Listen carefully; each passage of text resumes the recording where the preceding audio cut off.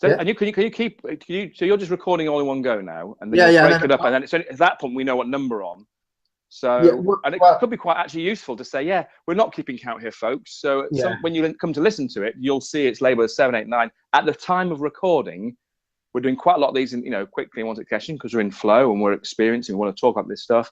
Forgive us if in this dialogue we refer to the wrong numbers, whatever it's labeled as. But it's actually quite nice. I think it's quite a nice message to say, look, when you're into this stuff and exploring it, you kind of lose sight of it. It doesn't matter if it's 5, 6, 10, or 12, and you can actually listen to any of these in any fucking order. Sure. That's why in time we'll be clear. As you start to sort of say what we're covering this, we don't know what we're going to talk about until we talk about it. That's what makes it at least fun for us, and hopefully mildly interesting to listen to. So you're recording. You may decide you're going to keep all this in. So we're at episode whatever. I think it's 8, but I'm now just going against what I just said in terms of labeling it. So you said blogging. Let's just start with something quite. Well, I was using the word mundane, but lots of people out there, probably if you're listening to a podcast, you might be the kind of person who also reads or writes blogs. You keep a blog, you write a blog, Louie, and as do I. And in fact, when we go back to the earlier posts of it, I have to remind myself how it came about, but I was effectively inspired by yours. You were blogging and you're writing things that were occurring to you. I, prior to that, thought, what's the point of blogging? What's the real point of it? It's a bit of a waste of time. I had students who had talked to me about blogging. I thought, well, this was back in when we talking about early 2000s, early 2000s, because I didn't start until about 2006 or 7. Can't remember. I'll look back. So I also blog. So other people are blogging. You were just mentioning that. So you went through a period of quite, let's call it, vociferous blogging, and rattling cages, people responding, and then for 9 years you stopped. Yeah. And then just earlier. Last week, was it a week ago today, I think, actually, at the time of recording this one?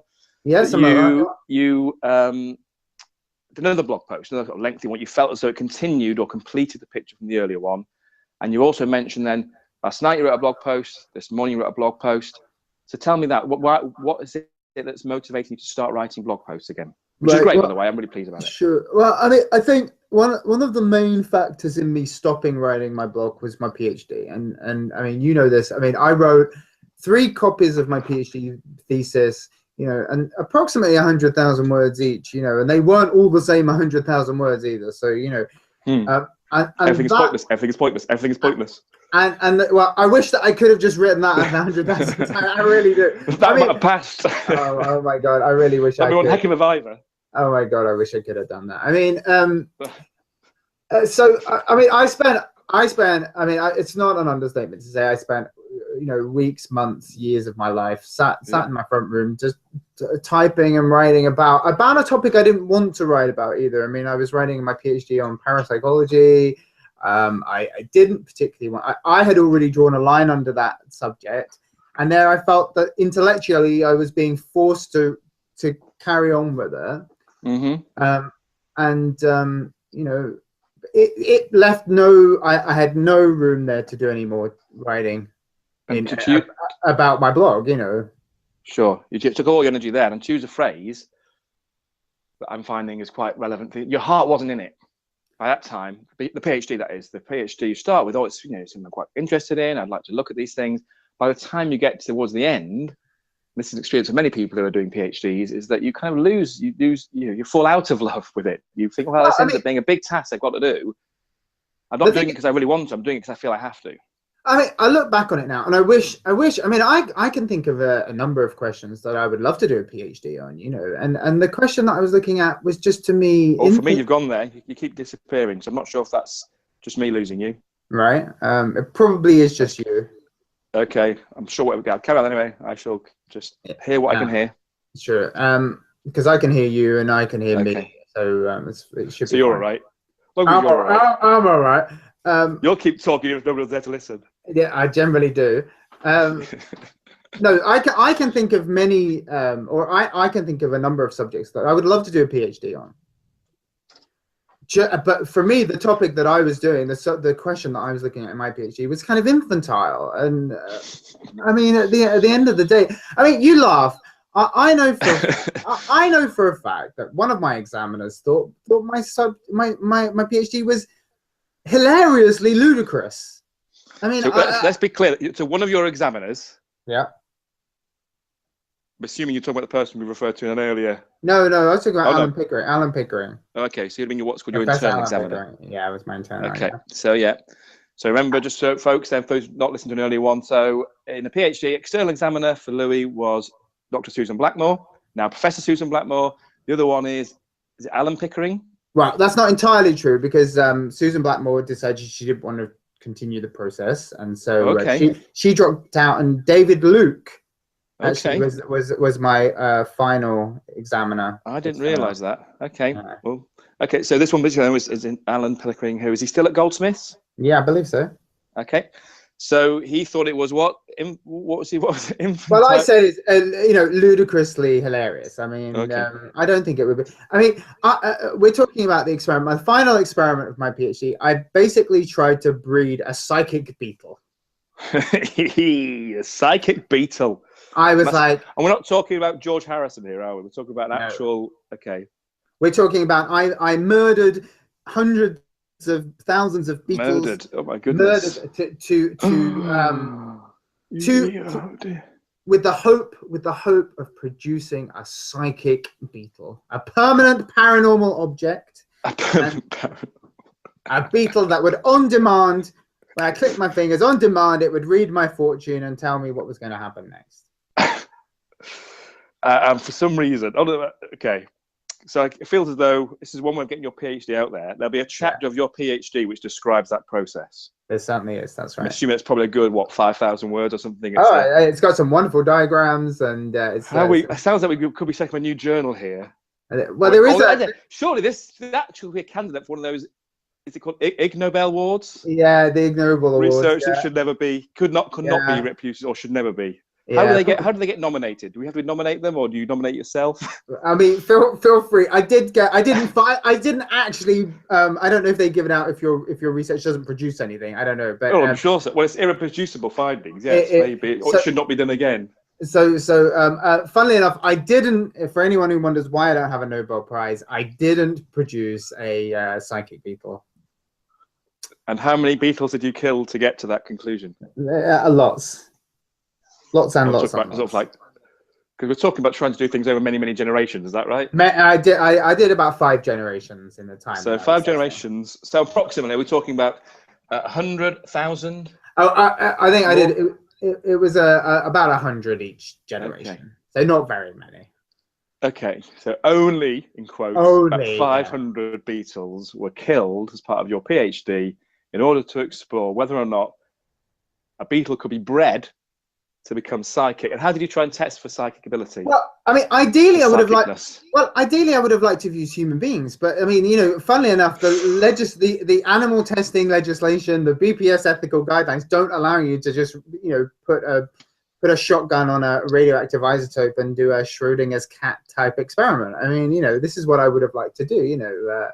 But you did. But you did do it with it was a Schrodinger's. It was a Savva beetle. I did it with a beetle instead, yeah, essentially. So it was actually taking that. So obviously the guidelines allow that then. Beetles are okay. Any invertebrate except the octopus. There you go. These are just all titles of blog posts, aren't they? Any invertebrate except the octopus. I mean, I did have to get veterinary approval. I sought out a vet to find out the best way of euthanizing the beetles. I mean, somebody said, the suggestions were stand on them. I mean, it seemed a little bit.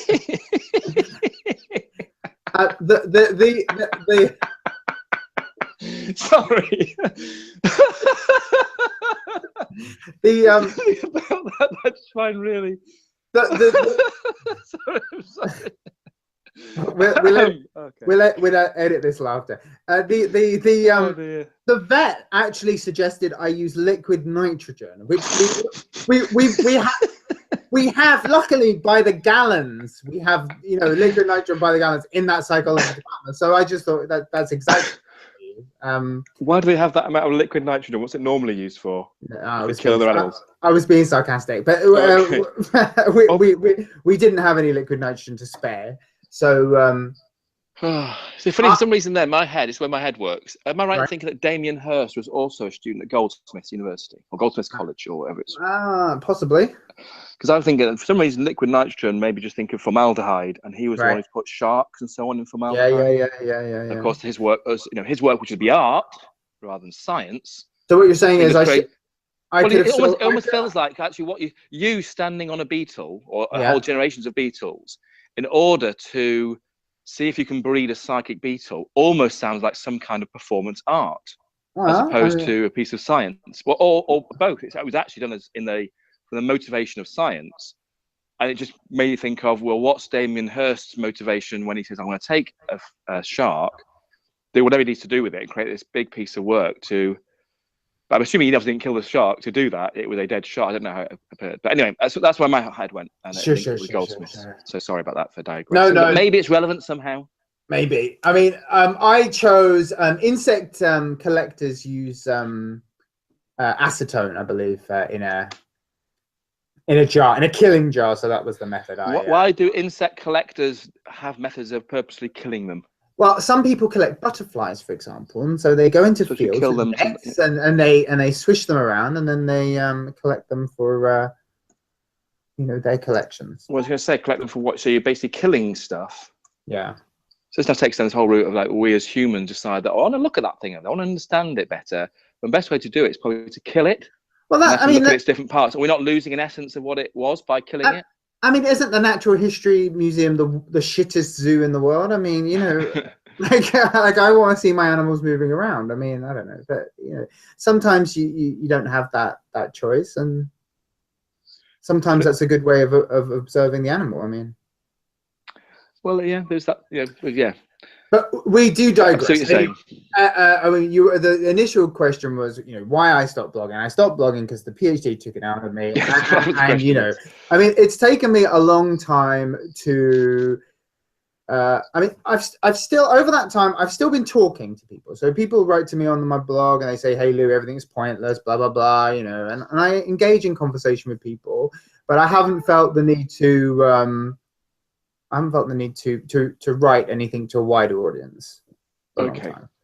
And so you found the people that you were contacting you either since the blog kind of paused, let's say it that way, or even while the blog was going.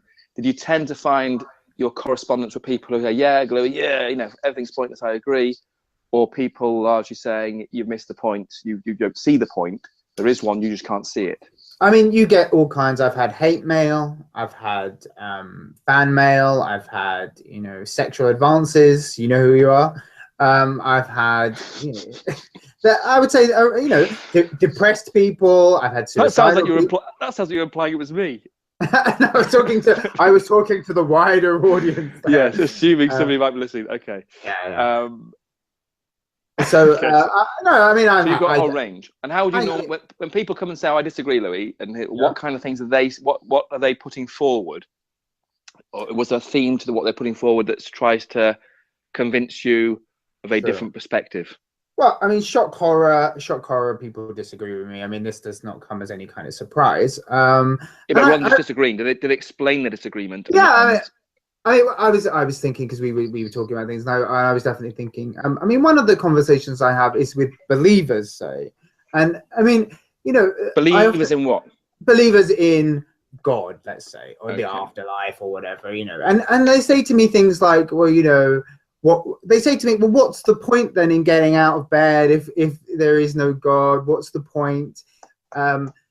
Suggesting then that if they understood the world in the way I understand the world, they would just sit in bed and cry and wouldn't get out of bed. I mean, that for me, I find it slightly ludicrous. And also, for example, the one that I always get is, if there's no God, if you're an atheist, why are you a nice person? Why are you being nice to other people? And again, it's almost as if, being say, let's take a Christian, because I'm thinking of a specific Christian in mind when I'm talking about this. Is it that they're good because they are compelled by their God and their religion to be good, but they cannot even believe that it's possible for another human being to be nice to you, if they themselves don't believe in a God or follow their religion. So I mean, I'm an atheist. I don't consider myself to be the nicest person in the world, but I try and be not hateful, not spiteful, not nasty, you know, as much as I can be. I'm not perfect, but I don't try. I mean, I don't think being an atheist ipso facto means that you want to just kick everyone's sandcastles down, shit on everybody, make everybody cry. I don't think that's true. I mean, the way I see it is that we're huddled around a fire in the darkness, and you can come and share my fire. Come and share my fire. If you get some support, if it helps you feel a little bit better in the darkness, then that's I'm not trying to make you eat glass and spit out blood and leave you broken on the floor. I mean, that's one of the things that comes to my mind. Indeed, as I saw on a tattoo, someone had a tattoo I saw a few days ago that was, it's nice to be nice. I mean, I'm not. There are people, for example, who I mean, is the thing about altruism, isn't it? Are people altruistic because it benefits them? I mean, I'm not. Like, don't get me wrong. I mean, I'm not working for charity and going, oh, I feel really good about myself. Aren't I lovely? The thing is that, I feel these things, that everything is pointless. If it helps you, then I'm glad it helps you. But I'm not doing it because it helps you. Okay. Well, thanks for that. Thanks for nothing. You're welcome. Right? Stick it up your ass. You're welcome. Again, it feels like we've got a natural break there, but I don't know how long we're speaking for. I tell you what, I've got a very quick one. Since we're talking about misunderstandings. Well, also one thing I quite like to do, whether it's helpful or not, it helps me, even if it just reminds me. Well, and it may help listeners. I don't know. And if it doesn't, tough shit. Is that even if at the end of these things, saying, okay, let's remind ourselves what we've just talked about, because it may help us go, okay, yeah, we talked this, let's talk about those things, or maybe next time we'll talk more about altruism. Yeah. Because I am curious about this idea of altruism. Sure. There's a term, reciprocal altruism. Sure. I know that I say no. I suspect I can look at the book that Richard Dawkins will say, well, there's no such thing as altruism. Well, it's just it appears to be altruistic. So well, maybe just, unless you're going to tell me, oh, we've got 5-10 minutes now on this one, maybe the next one we say a bit more about, well, what do we mean by altruism? What are we talking about that? How do people perceive it? But then before we do that, Louie, tell me what was the quick one you wanted to say? Well, I was just going to say, I mean, whenever I talk about evolution with people, I always get this one question I always get. And I just wanted to clarify it. We could talk about it very quickly.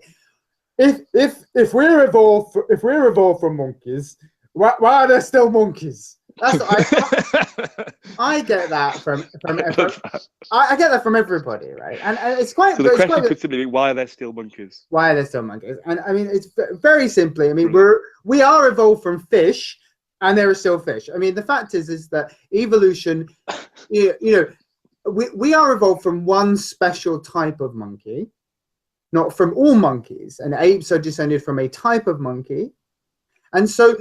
Not all evolution involves, outcompeting every single member of your species, or every single member of a type. And, you can be evolved from a creature and it still exists in nature. Okay. Whether that answers the question to anyone's satisfaction, I'm not entirely sure. But again, it's something that we can discuss again in the future. Well, and also that could be, in time we can build some resources around this that I would think, okay, what would be a good initial easy resource for somebody who doesn't know anything about evolution, or the kind of people say, well, if we're descended from monkeys, while they're still monkeys, then well, how about first read is this easy, and Blufford's Guide to those kinds of books where you go, actually a good first place just to get an essence of what the underlying principle is, and they answer those kinds of questions. I'm sure there's plenty of books out there that would do that. You probably, it's a Ladybird, age 3 evolution for beginners type thing, because that's page 1. Not that you're being dismissive. No, hold on a minute. Let's be clear. There are plenty of people out there, as we've said, I'm sure we'll keep saying, who do not ponder on these questions. Sure. They do. They will. The people who are listening here now are people who, at least, if we've got anybody at all listening, are people who've spent some time, whether it's a few minutes or hours or much of their waking and dreaming life, about what am I doing here? Sure. Who am I? What's it all about? What should I be doing? The questions we think are valuable to explore, no matter what your conclusion might be. There are plenty of people out there who, by and large, do not ponder on those questions. Sure. They may have stumbled upon this at some point, or they may think, oh, I'm interested in some of these ideas. I would like to learn more about evolution. Sure. If we go, oh, we'll go and read then Darwin's The Origin of the Species, they're going to go, that's too difficult to read. So there could be something which is actually not so much a kind of a simpleton's guide. It's how do we distill that essence of the idea into something that is quite easy to get the basic message across, and then you can start to learn, okay, I get that idea, now I get that idea, oh, I understand that, oh, I appreciate it's over millions and millions of years, I appreciate there's this whole tree of life, etc., etc. People then start to build their understanding around it. Because if you want to have any value to this at all, from at least my perspective, I guess, and I hope both of ours, yes, this is hopefully useful for you and I as individual manifestations of the human condition. Sure.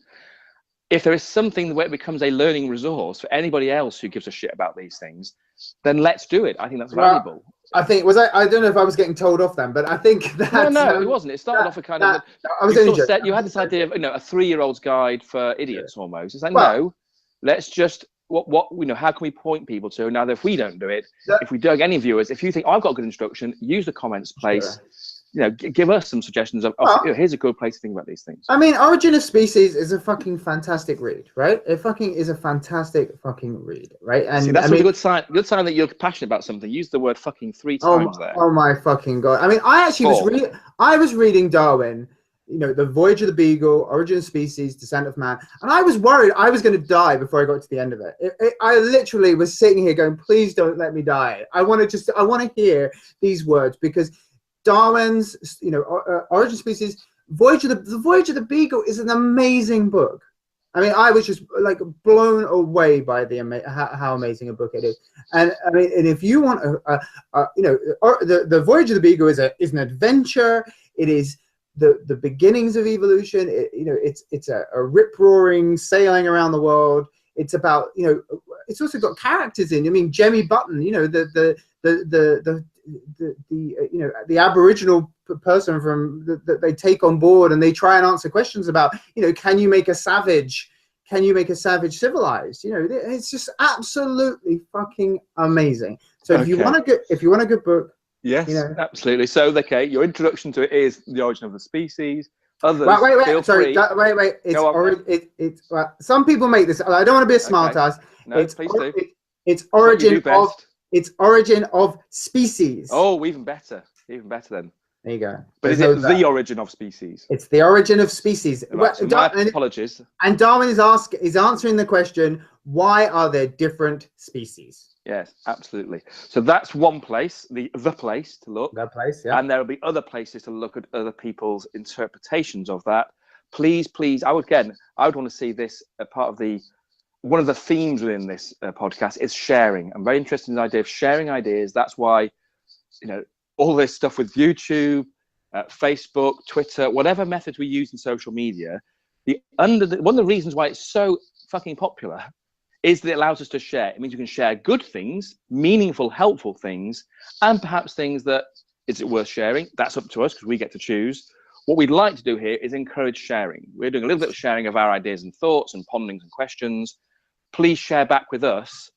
You know, Louie is better read in terms of evolution than I am. Even if you're sharing the so-called simpleton's guide to evolution, I would find that valuable. Of course. I do have a 3-year-old daughter that I would love to be able to explain these ideas to and have conversations with her about it. So on that note, I'm attentive to the time. Can we pause on that one and we'll pick up this conversation afterwards, where we may talk more about, again, evolution. The altruism came up there towards the end. And I love that. And I think maybe if need be, if we've evolved from monkeys, why are there still monkeys? Why? Let's look at that in the next one. Why? Cheers, Louie. Speak soon. Later.